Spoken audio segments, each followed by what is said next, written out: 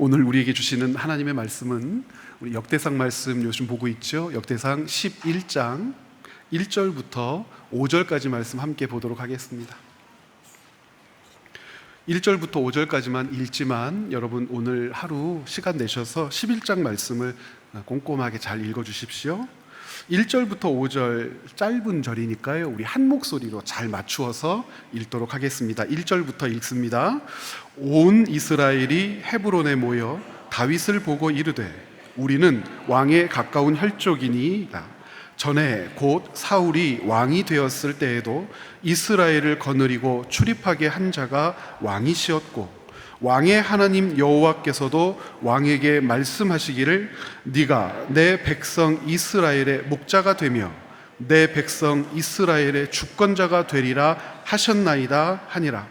이에 이스라엘의 모든 장로가 헤브론에 있는 왕에게로 나아가니 헤브론에서 다윗이 그들과 여호와 앞에 언약을 맺으며 그들이 다윗에게 기름을 부어 이스라엘의 왕으로 삼으니 여호와께서 사무엘을 통하여 전하신 말씀대로 되었더라. 다윗이 온 이스라엘과 더불어 예루살렘 곧 여부스에 이르니 여부스 땅의 주민들이 거기에 거주하였더라. 여부스 원주민이 다윗에게 이르기를 네가 이리로 들어오지 못하리라 하나 다윗이 시온산 성을 빼앗았으니 이는 다윗 성이더라. 아멘. 성경을 꼼꼼하게 차례대로 읽다 보면 여러분들 모두 느끼실 겁니다. 통일성을 유지한다는 것이 얼마나 어려운지 여러분들 알고 계실 겁니다. 무슨 말이냐면 출애굽기에서 깨달은 하나님의 진리는 역대상에서도 하나님의 진리여야 하고 사무엘서에서 깨달은 하나님의 진리는 신약성경 마태복음에서도 하나님의 진리여야 합니다. 출애굽기에서 하신 말씀과 역대상에서 하신 말씀이 다를 수 없고 역대상에서 하신 말씀과 마태복음에서 하신 말씀이 다를 수 없습니다. 출애굽기에서 하지 말라 하신 것을 역대상에서 하라 말씀하실 수 없고 역대상에서 하지 말라 하신 것을 마태복음에서 누가복음에서 사도행전에서 하라 말씀하실 수 없는 거죠. 그래서 우리는 성경 안에는 통일성이 있다고 말합니다. 그런데 현실적인 문제는 그리 녹록지가 않습니다. 왜 그러냐면 이스라엘의 역사를 다루고 있는 여러 책들이 있죠. 열왕기 상하를 여러분들 알고 계시고 그리고 우리가 오늘 읽은 역대 상하도 알고 계시고 또 조금 더 오래된 사무엘서, 사무엘 상하도 이스라엘 나라 역사를 다루고 있다는 것을 우리는 알고 있죠. 그런데 어떻습니까? 그렇게 각각 다루고 있는 이스라엘의 역사를 다루고 있는 책에서 여러분들은 통일성이라고 하는 것을 말씀하실 수 있겠습니까? 같다고 말씀하실 수 있겠습니까? 역대상도 이스라엘의 역사를 다루고 있는데 사무엘서에서 다루고 있는 이스라엘의 역사와 그 내용이 같습니까? 가르치는 이야기의 흐름이 같습니까? 아닐 때마다 당황해야 옳습니다. 그리고 질문해야 되겠죠. 역대상에서는 이렇게 말씀하시는데 왜 사무엘서에서는 이렇게 말씀하실까? 혹은 사무엘서에는 있는데 왜 역대기에는 없을까? 이 중요한 이야기들이 그런 것들 찾고 발견하셔야 됩니다. 역대기 말씀을 읽으면서 우리가 대조 본문으로 열왕기를 읽어도 좋겠지만 특별히 사무엘서와 연관되어서 여러분들이 역대기 말씀을 좀 읽어내셨으면 좋겠습니다. 대조 본문으로서 병행 본문으로서요. 그래서 역대기에서 발견된 내용들을 사무엘서에서도 찾아보시고 사무엘서에서 확인한 이야기가 역대기에 있는지도 살펴보는 그런 성경 읽기를 여러분들이 열심을 내어 진행해 주시기를 부탁드립니다. 여러분, 우리가 역대기 말씀 11장을 읽으면서 본격적인 다윗의 이야기가 시작되고 있음을 알게 되었습니다. 이 역대상에서는 다윗의 이야기가 어디까지 지속됩니까? 굉장히 길어요. 역대상 29장까지 다윗의 이야기가 촘촘하게 가르쳐집니다. 조금 전에 병행 본문이라고도 했고 대조 본문이라고도 했는데 사무엘서에서는 다윗의 이야기가 어떻게 진행되고 있을까요? 사무엘하 5장부터 시작해서 다윗의 이야기가 들려지기 시작해서 굉장히 깁니다. 사무엘하 24장까지 기록되어 있죠. 그래서 사무엘하 5장부터 24장까지를 읽어보면 역대상 11장부터 29장까지의 내용을 발견할 수 있고, 겹쳐지는 내용, 조금 다르게 설명하는 내용 등등등을 발견할 수 있습니다. 그런데 문제는 무엇입니까? 이렇게 많은 분량을 가지고 사무엘서에도 기록되어 있고 역대기에도 기록된 다윗의 이야기라면, 이 이야기, 이 말씀이 하나님의 말씀이라면 우리는 이 두 책에서 무엇을 확인해야 됩니까? 통일성이라고 하는 것을 확인해야 합니다. 사무엘서에서 말씀하신 하나님이 역대기에서도 동일한 말씀을 하셔야 되죠. 그런데 조금 전에 뭐라고 그랬어요? 현실은 녹록지 않더라. 같은 말씀인가? 동일한 이야기인가? 할 만큼 다른 부분들이 많이 보입니다. 다른 부분들을 이야기하기 전에 사무엘서에는 기록되어 있는데 아예 역대기에서는 기록조차 하지 않는 이야기들이 여럿 있어요. 그런데 그 이야기 하나하나가 굉장히 중요한 이야기들입니다. 다윗을 조명하여 볼 때, 다윗이라고 하는 사람을 살피면서 하나님의 뜻을 알고자 할 때 사무엘서에 기록되고 있는 다윗에 대한 이야기는 굉장히 중요해요. 그러면 이 중요한 이야기가 어디에도 기록되고 다루어져야 옳습니까? 역대상에도 기록되고 다루어져야 옳습니다. 그런데 역대기에는 기록되지 않은 이야기들이 발견되더라는 거죠. 많은 이야기들이 있지만 크게 세 가지 정도 이야기를 기억하면서 역대기 말씀을 읽었으면 좋겠습니다. 첫 번째, 사무엘서에는 기록됐는데 역대기에는 기록되지 않은 이야기, 다윗이 사울에게 쫓겨 죽을 뻔한 이야기들을 아예 다루지를 않아요. 여러분, 사울이 다윗을 한 번, 두 번 정도 죽이려고 했습니까? 아니지 않습니까? 여러 번 죽이려고 했어요. 창을 2번 정도 던져서 죽이려고 했고요. 수천 명의 군대를 동원해서 다윗을 추적해 잡아 죽이려고도 했고요. 다윗은요, 이 사울의 추적을 피해서 목숨을 보존하기 위해서 몸부림치죠. 그 유명한 엔게디 광야나 신 광야에서 다윗이 몸을 숨겼다가 어떻게 가까스로 사울의 그 압박으로부터 벗어났는지 우리는 은혜 많이 받지 않습니까? 동굴에 숨었다가 사울을 죽이지 않고 용서했던 이야기, 들판에 잠들었던 사울을 죽이지 않고 그를 용서하며 물러섰던 이야기 등등, 다윗을 이해하는 데 있어서 사울이 다윗을 죽이려고 했던 이야기는 굉장히 중요하단 말이죠. 근데 역대기에서는 아예 다루지를 않아요. 그런데 저는 문제는 두 번째 다루지 않는 이야기라고 생각을 합니다. 왜냐하면 제가 월요일, 화요일 본문을 읽고 공부하면서 이 역대기의 담담한 기록 때문에 조금 답답했어요. 어떤 담담한 기록이냐면 밧세바와 관련된 이야기요. 밧세바와 관련된 이야기에서 바울은 엄청난 범죄자지요. 밧세바를 범하지요. 밧세바를 성적으로 탐합니다.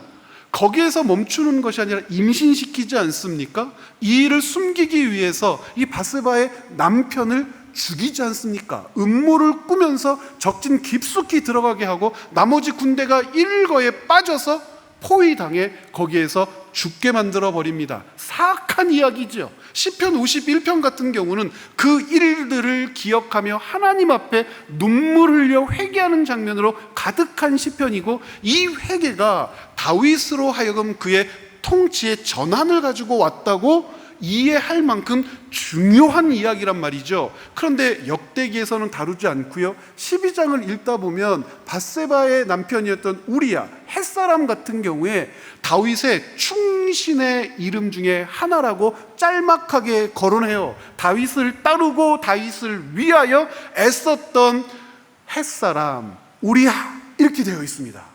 이거 될 법한 이야기입니까? 그런데 이걸 빼버린단 말이죠. 세 번째는 조금 더 문제가 있어요.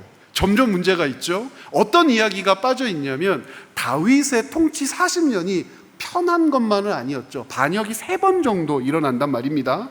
그런데 그 반역 3번 정도 중에서 한 번은 심각한 반역이었어요. 왜 그러냐면 아들이 일으킨 반역이었기 때문에.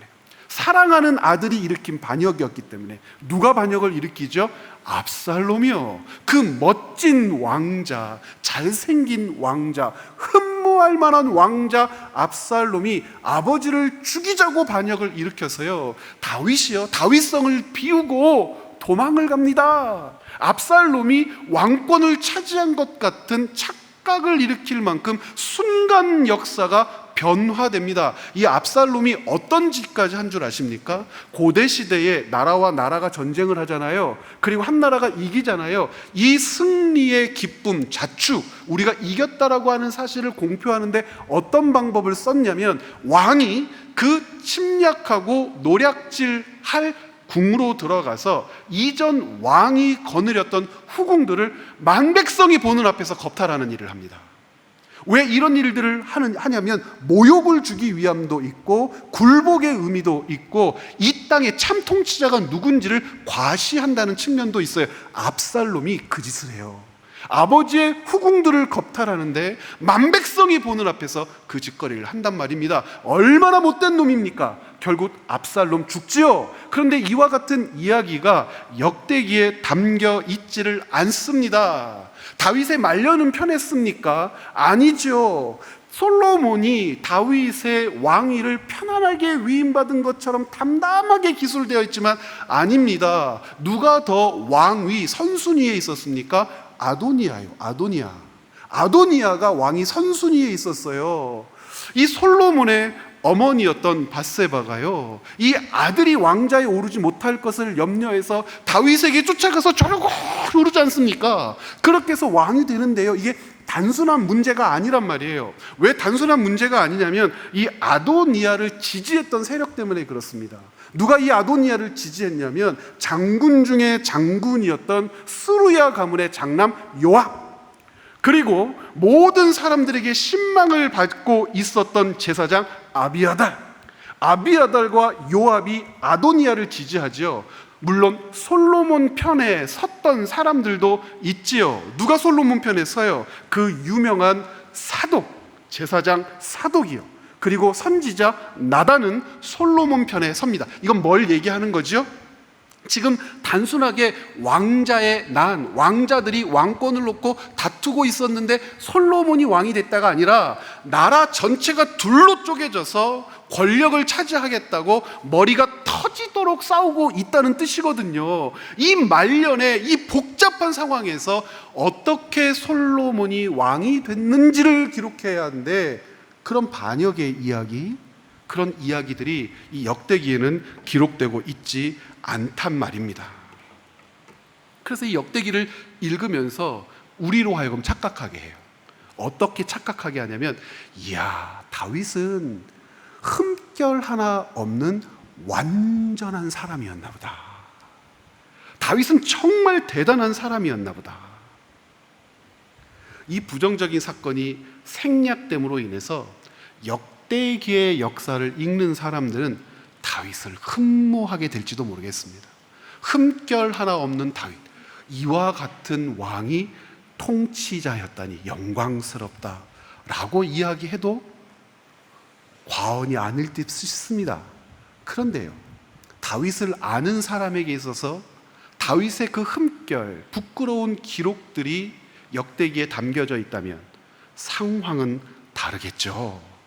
그러면 질문할 수밖에 없지 않습니까? 통일성이라고 하는 것이 있는데, 사무엘서에서는 이 다윗의 흠결, 잘못, 그의 회개, 하나님의 징계도 일어났지요.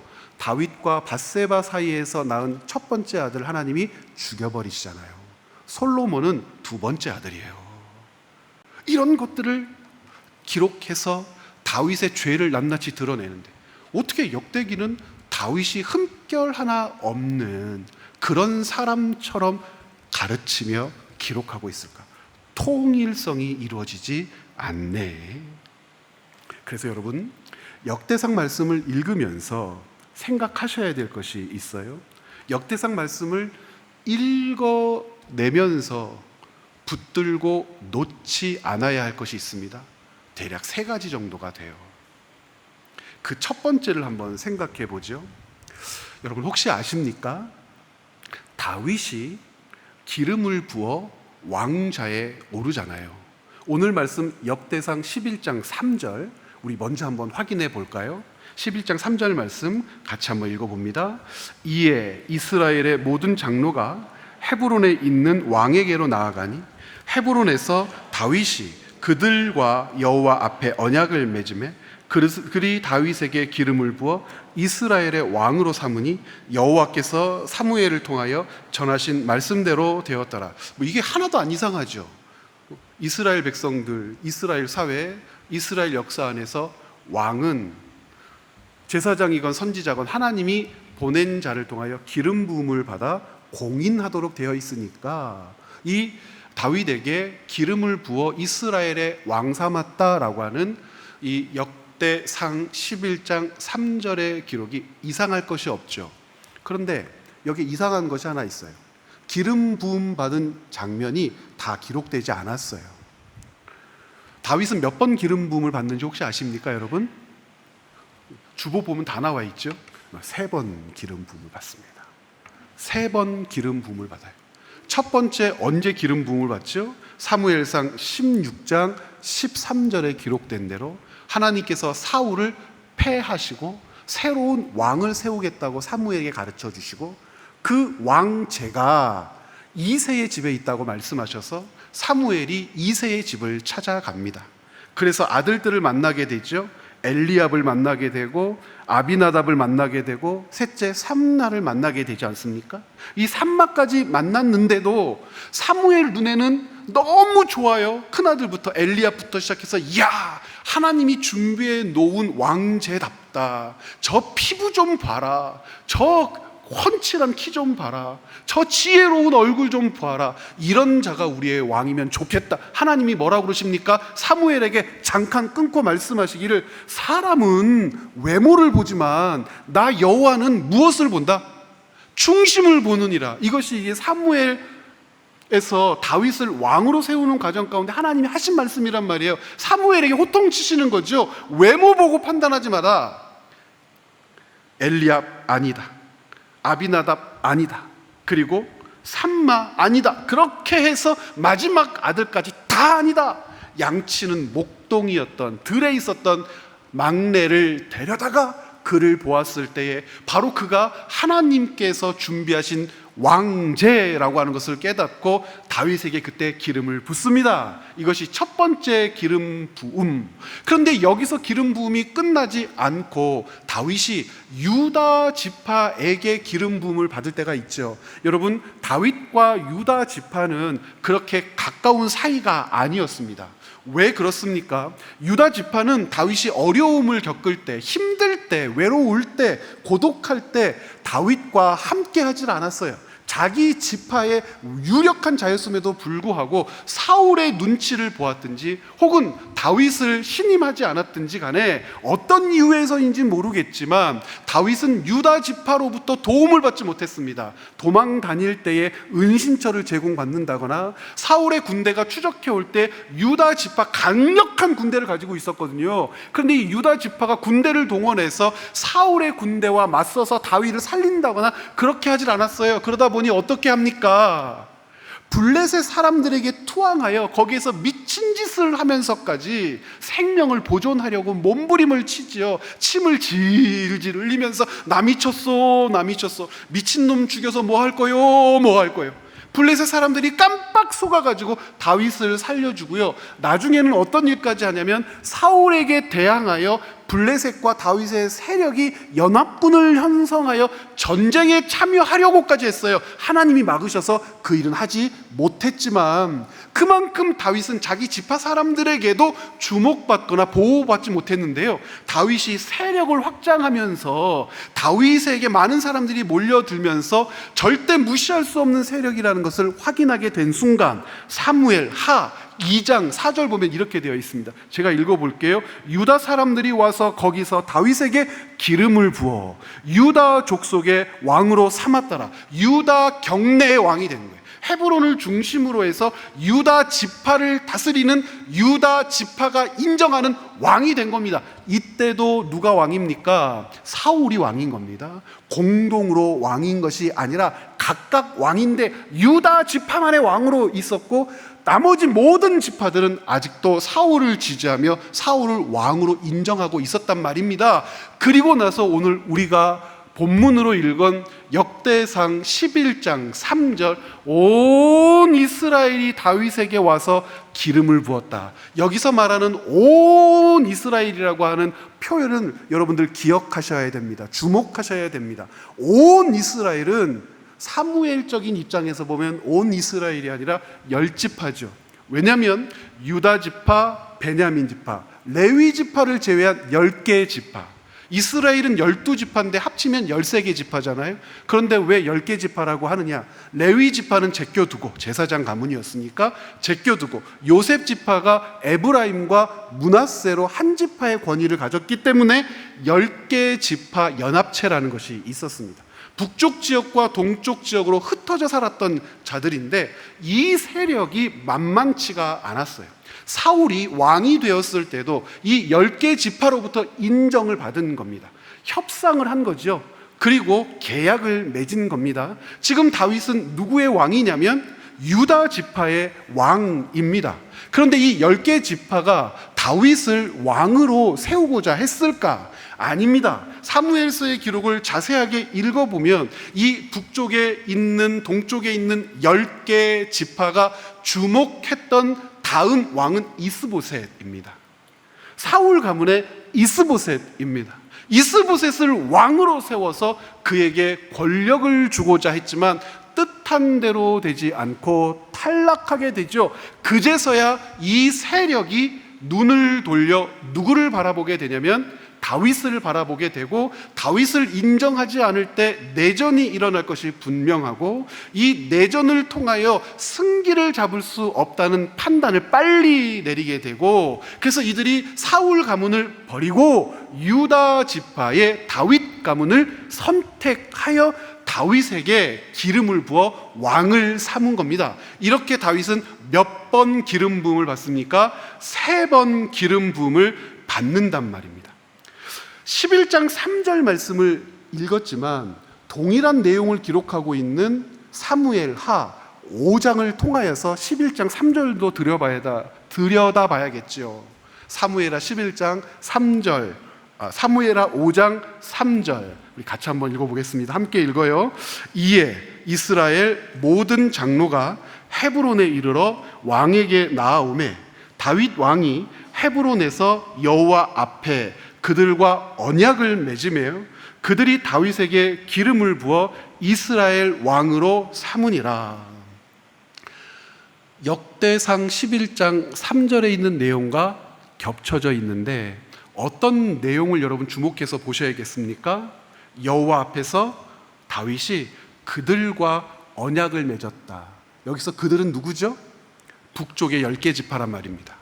이 북쪽의 10개 지파와 언약을 맺어야 돼요. 이미 다윗은 누구의 왕입니까? 유다 지파의 왕인데 12지파 전체의 왕이 되기 위해서는 이 북쪽 10개 지파에게 인준을 받아야 돼요. 인준을 받기 위해서 계약을 체결했다는 겁니다. 여러분, 그럼 여기서 말하는 계약이라고 하는 것은 뭘까요? 3가지예요. 세금 문제, 부영 문제, 군영 문제. 동양이나 서양이나 똑같습니다. 왕이 백성들에게 세금을 부여하고 군역을 부여하고 부역을 부여하는 것은 너무나 당연한 권리죠. 전쟁을 위하여서 백성들을 차출하고 궁전을 짓기 위해서 노동력을 빼가지고 오고, 그리고 왕권을 강화하고 먹고 살고 기세등등한 권력을 누리기 위해서 세금을 징수하는 것은 너무나 당연합니다. 그런데 이전에 이 계약 관계가 누구와 맺어져 있었냐면 베냐민 지파 사울 가문과 맺어져 있었지만 이스보셋이 죽고 이스보셋이 탈락하고 이 계약 관계 갱신을 다윗과 이루어야 됩니다. 그런데 다윗은 엄밀히 따지고 보면, 우리의 믿음을 놓고 보면 이 10개 지파와 계약할 필요가 있습니까? 누가 세우신 왕이에요? 하나님이 세우신 왕인데, 하나님께서 주신 권한인데 굳이 이 북쪽의 10개 지파랑 뭔 계약을 맺어? 라고 하겠지만 다윗은 계약을 맺어요. 아마도 세금을 대폭 깎아줬을 가능성이 큽니다. 군역에 있어서도 한참 양보했을 가능성이 크고요. 부역에 있어서도 사람들 동원하고 노동력 많이 빼가지 않겠다고 10번 할 거 한 3번만 할게 이렇게 협상했을 가능성이 커요. 그때 온 이스라엘이 기뻐하며 먹고 마시며 다윗왕 만세를 외치면서 다윗에게 무엇을 부었다고요? 기름을 부었다고 기록하고 있단 말입니다. 그러면 여기서 우리 또 질문하게 되는 거죠. 우리의 성경 읽기와 우리가 가지고 있는 심상, 우리가 가지고 있는 다윗에 대한 심상, 왕들에 대한 심상은 무엇이죠? 하나님이 세우신다. 하나님이 인도하셔서 그를 통치자가 되게 하신다. 그를 다스리는 자가 되게 하여 권한을 허락하셨다. 하나님이 왕을 세우신다. 자, 1년의 과정을 보니까 한 번을 하나님이 세우신 것 같아요. 그렇죠? 몇 번째 기름 부었을 때요? 지금 다 졸고 계시는 거 아니죠? 첫 번째 기름을 부었을 때, 사무엘을 보냈을 때는 하나님이 세우신 것 같단 말이에요. 그런데 두 번째 기름을 붓는 과정부터 보니까 누가 세운 것 같아요? 유다 지파가 세워 헤브론 지역의 왕이 되게 하고, 온 이스라엘의 왕이 된 것은 무엇의 결과입니까? 정치력의 결과 같아요. 협상의 결과 같아요. 세금, 군역, 부역을 서로 의논하며 합의점에 다다르자 10개 북쪽 동쪽 지파가 다윗을 인정하여 왕이 된 것 같단 말입니다. 북이스라엘 10지파 입장에서 다윗은 하나님이 보내신 왕이 아니라 자신들의 필요에 따라 선택한 왕이라고 우리로 하여금 그렇게 이해하도록 왕상, 열왕기상 12장 같은 경우에는 기록되어 있어요. 다윗은 한때 자기 지파는 물론 온 이스라엘로부터 철저하게 외면당했고 약속의 땅에서조차 정착하지 못하고 떠돌아다니는 그런 신세였단 말이죠. 그런 다윗이 온 이스라엘의 왕이 된 겁니다. 말씀에 따르면 하나님이 그를 세우신 것처럼 보입니까? 아니면 유다 지파가 혹은 북동쪽에 자리 잡고 있었던 10개 지파가 다윗을 세운 것처럼 보입니까? 아무리 양보해도 전자 같습니까? 후자 같습니까? 후자라고 얘기하면 믿음 없을 것 같아서 말씀을 못 하시겠습니까? 제가 대신 말씀해 드리겠습니다. 아무리 양보해도 후자 같습니다. 사람들이 세운 왕 같단 말입니다. 그래서 우리는 역대상을 통하여 읽어내야 할 중요한 메시지가 있습니다. 무엇이냐면, 여러분 한번 같이 한번 해보실까요? 다윗의 아이러니. 한 번 더 해보십시오. 다윗의 아이러니. 이것은 다윗의 아이러니뿐만 아니라 성경 인물들에게 나타나는 공통의 아이러니입니다. 무슨 말이냐면 통치자, 지도자, 그가 권력을 갖고 강하여지고 힘이 있다면 어떤 방식으로 그가 강함을 얻고 힘을 누리게 됩니까?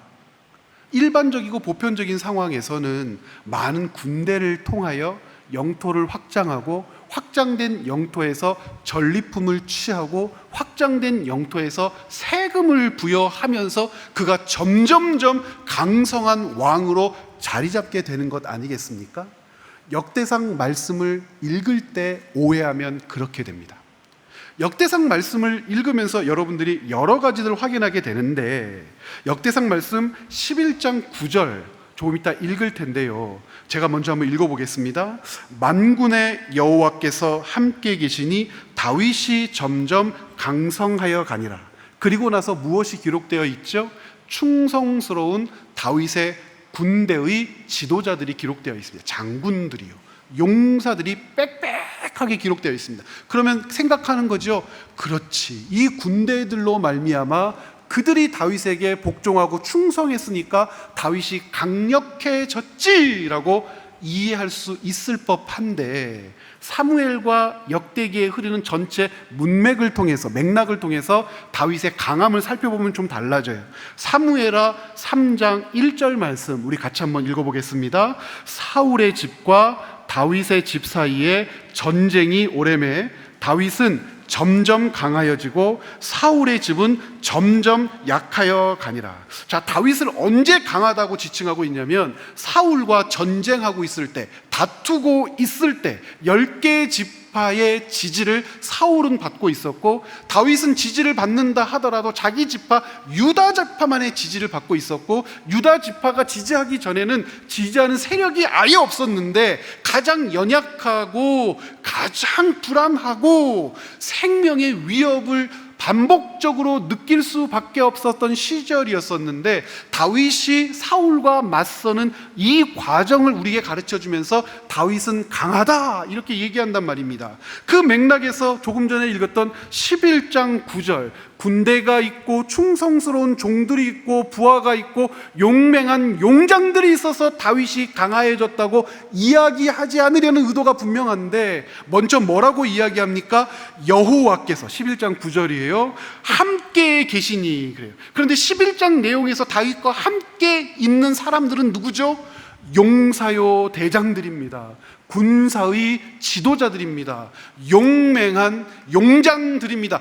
그들이 다윗과 함께 있는데, 그들이 함께 있어서 다윗이 강하여지는 것이 아니라고 말하고 싶은 거예요. 11장 9절은 누가 함께 계신다고 이야기합니까?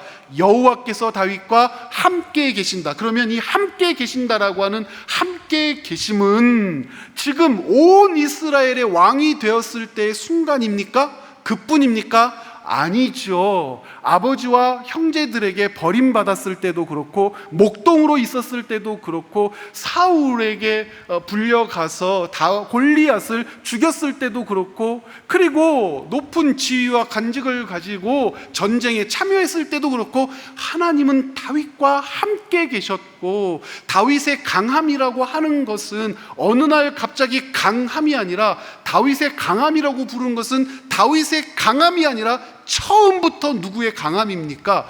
여호와의 강함이었다는 거죠. 이것을 확인하는 삶을 다윗이 밟아가게 되었다.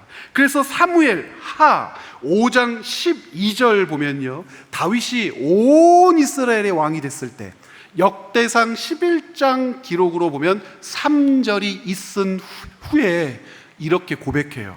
자기에 대하여, 자기의 왕직에 대하여. 자, 사무엘하 5장 12절 함께 읽어보죠. 다윗이 여호와께서 자기를 세우사 이스라엘 왕으로 삼으신 것과 그의 백성 이스라엘을 위하여 그 나라를 높이신 것을 알았더라. 제가 해석하고 이해하는 바에 의하면 다윗의 이 고백, 사무엘하 5장 12절은 이렇게 설명할 수 있을 것 같습니다. 다윗은 알았다. 자기 역사의 주어가 누구인지. 자기 역사의 주어는 당연히 누구일 수밖에 없습니까? 나지요. 다윗 역사의 주어는 누구입니까? 다윗이겠죠. 다윗이 가서 부서뜨렸다. 다윗이 빼앗았다. 다윗에게 굴복했다. 다윗이 전쟁했다. 다윗이 승리했다. 다윗이라고 기록되어 있고, 그 역사를 통해서 다윗이 자기 역사의 주어가 누구냐고 사람들에게 대답한다면 당연히 자기 역사의 주어는 다윗이겠죠. 그런데 다윗은 온 이스라엘의 왕이 되었을 때 알았다는 거예요. 자기 역사의 주어, 이스라엘이라고 하는 나라의 역사의 주어는 다윗 자신이 아니라 누구라고 하는 겁니까? 여호와 하나님이라는 것을 알았다. 하나님이 다윗을 세웠다. 하나님이 다윗을 통하여 전쟁하셨다. 하나님이 다윗에게 헤브론을 주셨다. 하나님이 다윗에게 여부스 사람의 땅을 주셨다. 하나님이라고 다윗은 깨닫고 알았다는 거예요. 역대기 기록이 이와 같은 맥락에서 통일성을 갖습니다. 사무엘 하가 고백한 다윗의 하나님에 대하여 역대하도 동일한 고백을 하게 합니다. 왜 그러냐면 역대기의 기록이 다윗을 기점으로 해서 몇 년 후에 기록된 역사책이라고 했습니까?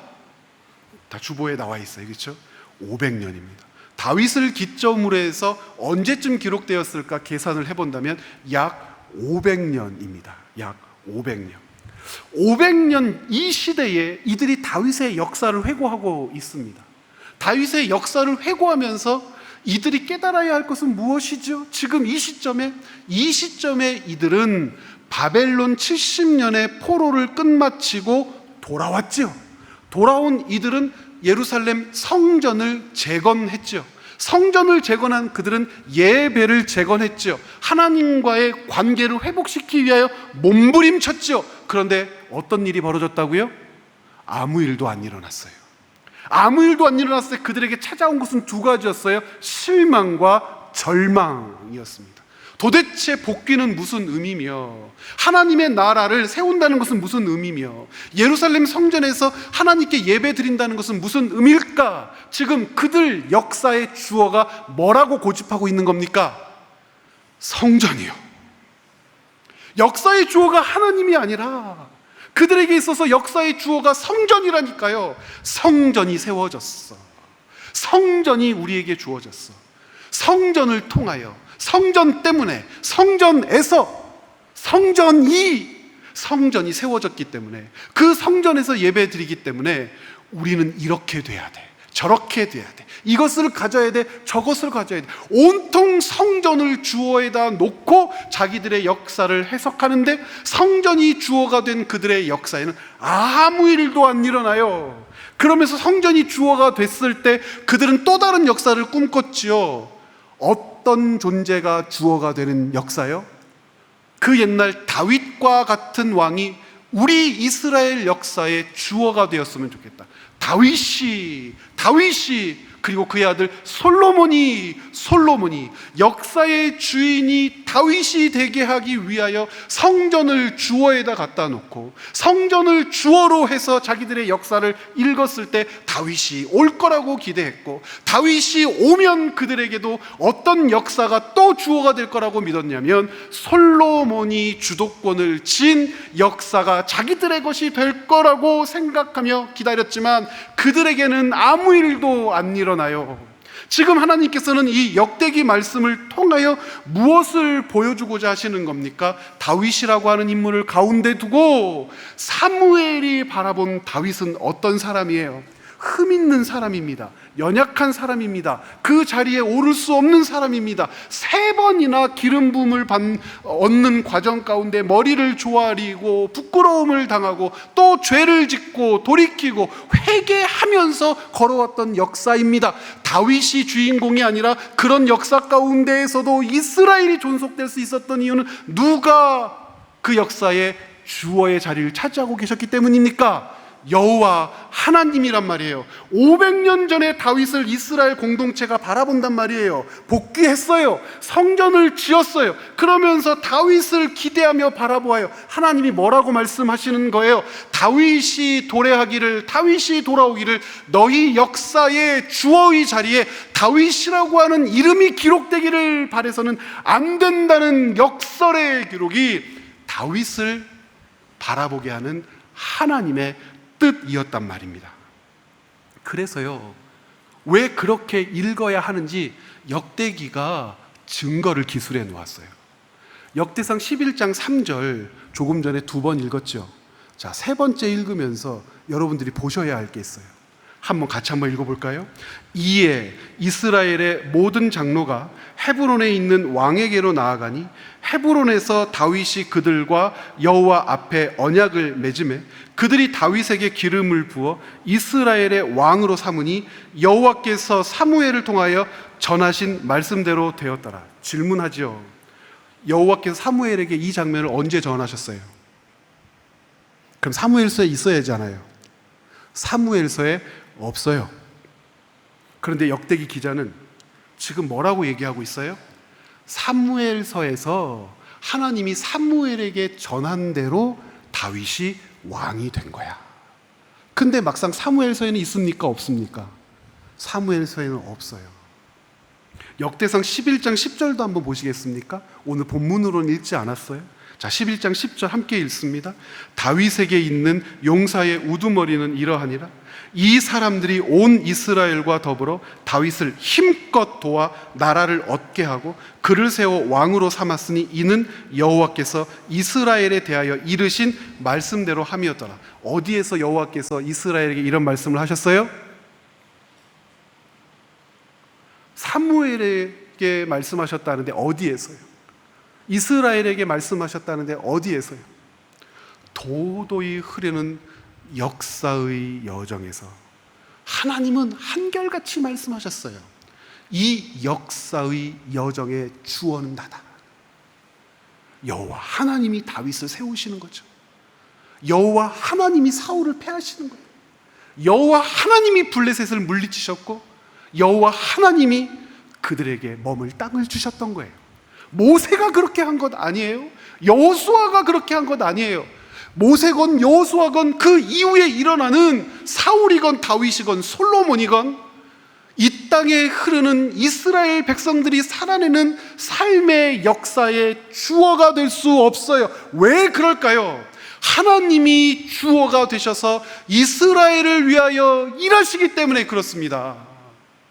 우리가 우리를 위하여, 내 삶을 위하여, 내 삶의 주어의 자리에 나를 놓고 나를 위하여 일할 것 같지만 그리스도인의 인생에게 그런 건 없어요. 하나님을 모르는 사람들은 광고에도 나오고 음료수 먹으면서도 가르치고 뭐 하면서도 가르치고 뭐라고 얘기해요? 역사의 주인공은 너야. 막 하고 싶은 대로 살아.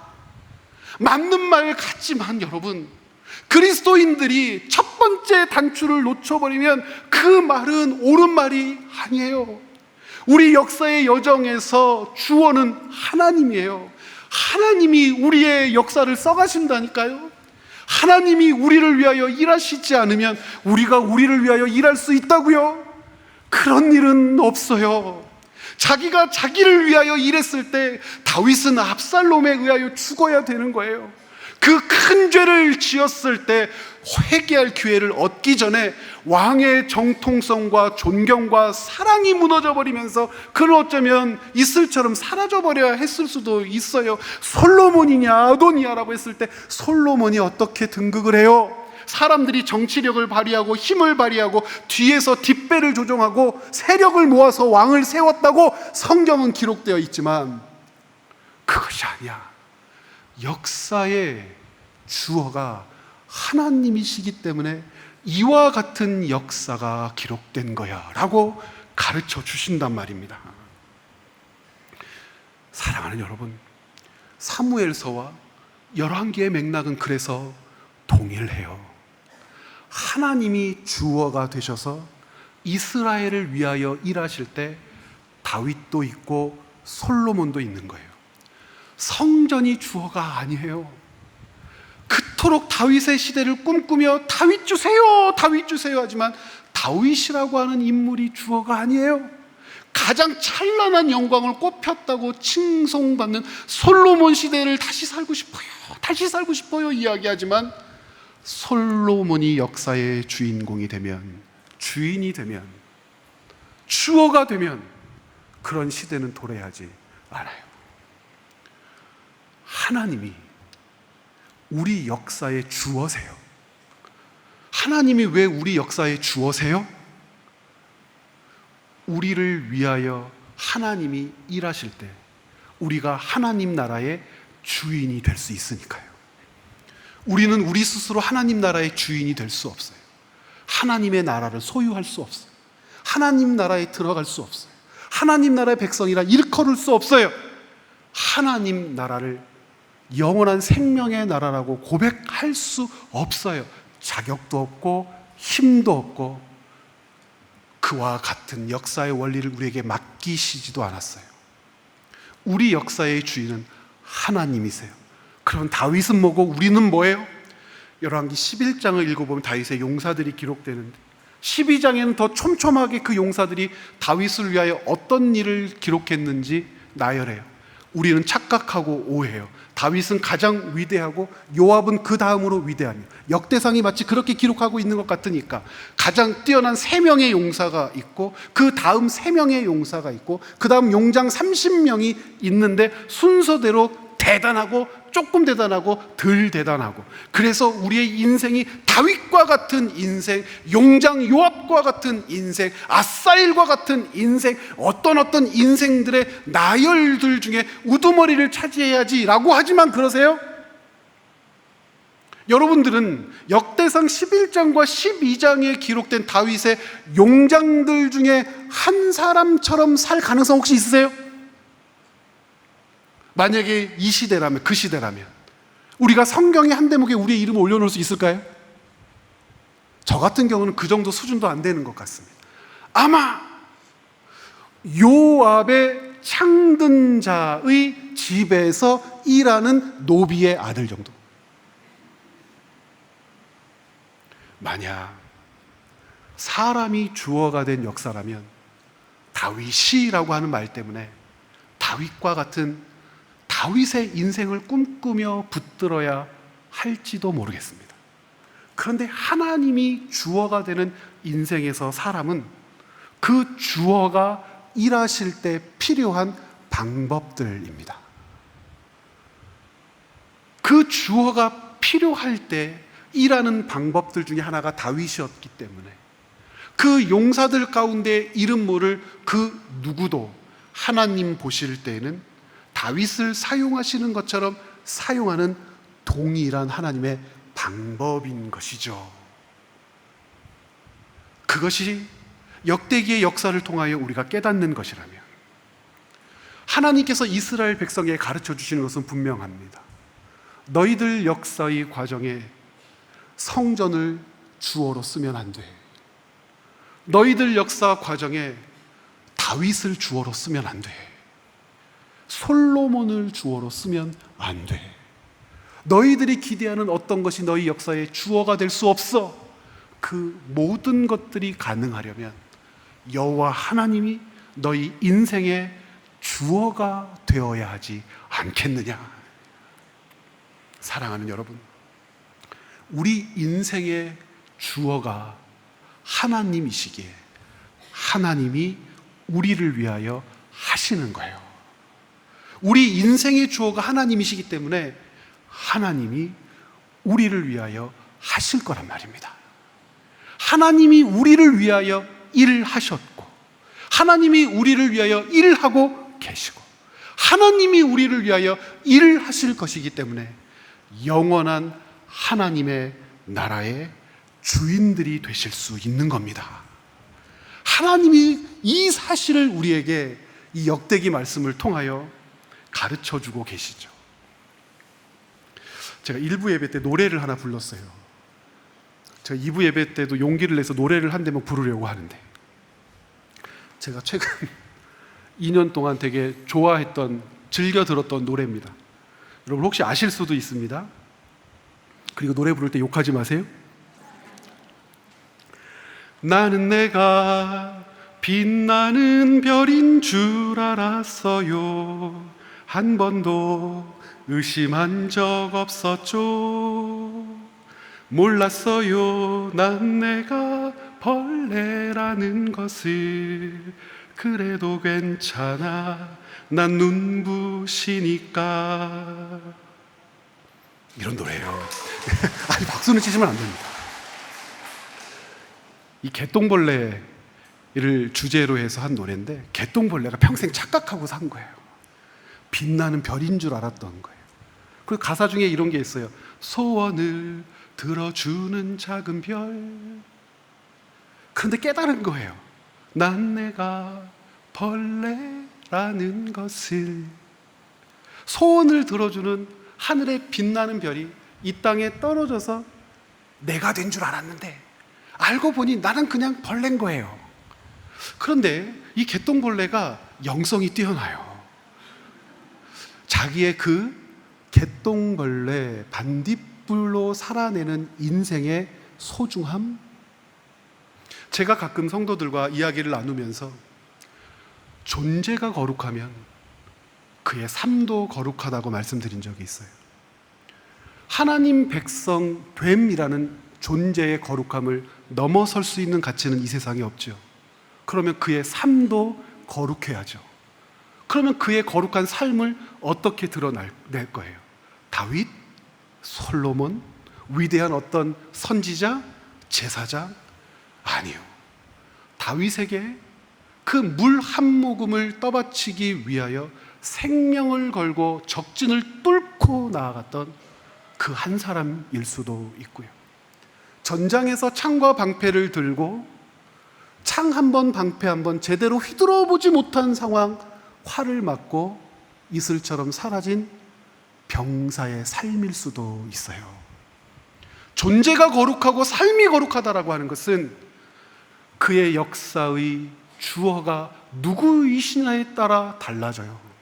하나님이 그 사람 역사의 주어가 되신다면 이름 없는 병졸의 역사는, 그의 삶은 존재가 거룩하니 그의 삶도 거룩한 거예요. 그러나 용장이요 대장이요 위대한 대왕이라 할지라도 그 역사의 주어가 자기 자신이라면 그 존재를 누가 거룩하다 할 수 있겠습니까? 대통령인들, 장관인들, 위대한 발명가인들, 그를 통하여 하나님은 일을 하지 않으세요.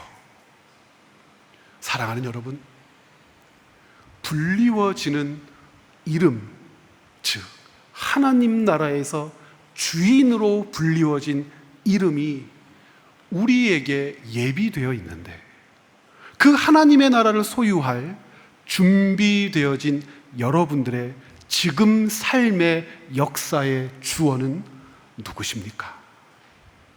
하나님이 우리 역사의 주어가 되실 때 하나님이 우리를 위하여 일하셨고, 하나님이 나를 위하여 일하고 계시고, 하나님이 우리 인생의 여정의 마지막 순간까지 나를 위하여 일하실 줄 믿습니다. 하나님이 주어가 되어 써내려가는 인생, 그 인생이 복된 거예요. 그때 비로소 고백할 수 있죠. 존재가 거룩한 사람은 그의 삶도 거룩한 겁니다.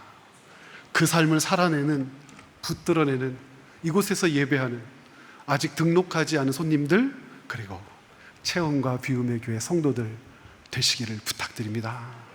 함께 기도하시겠습니다.